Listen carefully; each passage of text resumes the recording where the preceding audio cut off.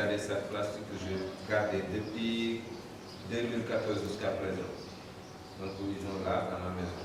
C'est juste pour montrer qu'il y a une loi qui interdit le plastique, mais ce qui nous fait un peu de retard, parce qu'il n'y a pas une décret d'application qui peut vraiment arrêter définitivement les sacs plastiques. Les sacs plastiques existent toujours, mais en collectant les sacs plastiques, donc, il n'y a pas d'industrie qui recycle donc les sacs plastiques. Ici, à Diamniadio, il y a mais si on appelle, si on a 50 kilos, si on appelle, donc l'industrie ne peut pas bouger.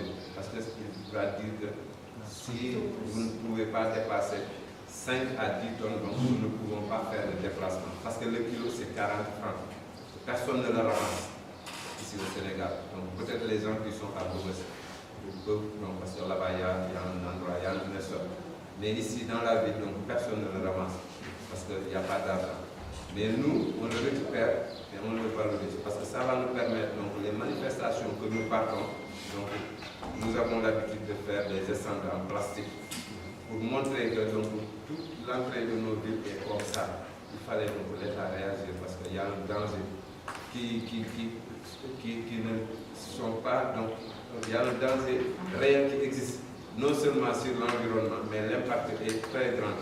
Donc il y a les cultivateurs, il y a les éleveurs, il y a une sorte de point que le plastique est en train de toucher. Donc ça c'est un autre problème. Mais on fait le maximum pour que les sacs plastiques qui viennent là-bas, on le récupère, on le met dans une bouteille et il ne sort jamais. Donc ça on le fait. Et pour, comment dire, la première... Oui, le TIFA, donc c'est le taux est juste au niveau, à l'intérieur du bassin. Donc nous avons un périmètre à respecter. Le TIFA, c'est une algue. Ouais. Je ne sais pas, tu connais le TIFA?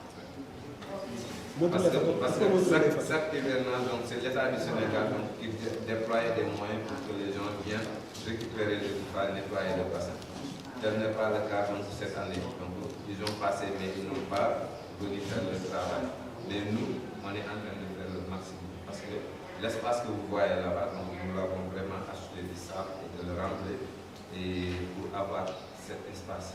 Donc, nous ne pouvons pas dépasser très large parce que donc, le bassin sert à recevoir les eaux pluviales. Donc, ce n'est pas obligatoire donc, de remplir tout ce bassin.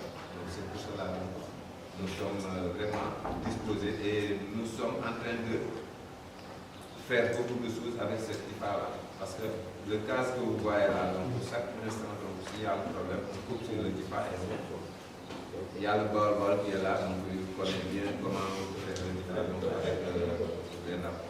Et le taux de ça permet vraiment les élèves donc, des établissements scolaires qui sont dans la banlieue, donc avoir donc, les mercredis verts, de venir visiter le taux et planter avec nous certaines espèces. C'est pour cela que si vous voyez aux alentours du taux, il y a des navetailles. Donc l'explication du navetaille, c'est très important pour que nous sachions à quoi ça sert. Merci.